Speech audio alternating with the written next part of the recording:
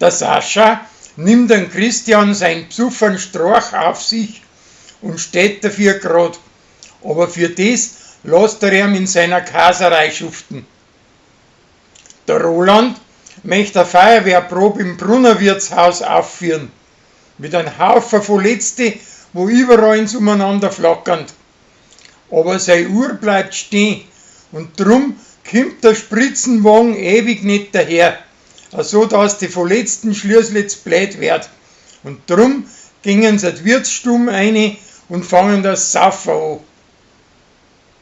Ein Hummel, sein Sohn, macht Meisterprüfung als Schreiner und feiert zuerst mit seinen Spätzchen im Wirtshaus und nachher daheim mit seinen Leuten.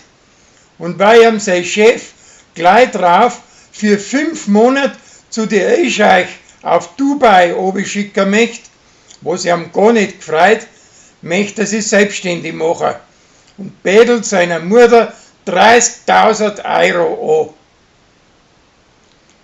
Die Annalena treibt's wieder mit ihren Jamsterer aus dem Tirol und Uri erwischt's dabei.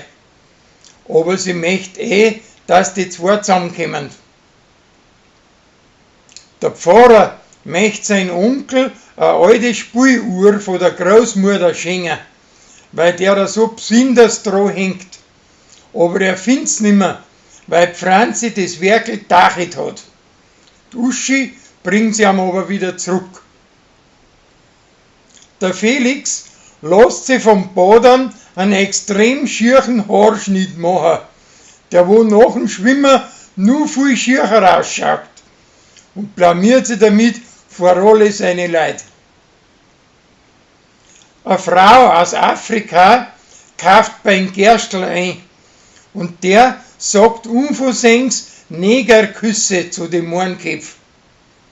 Weil aber das eine wie das andere rassistisch ist, entschuldigt er sich ganz groß bei ihr und möchte es wieder gut machen.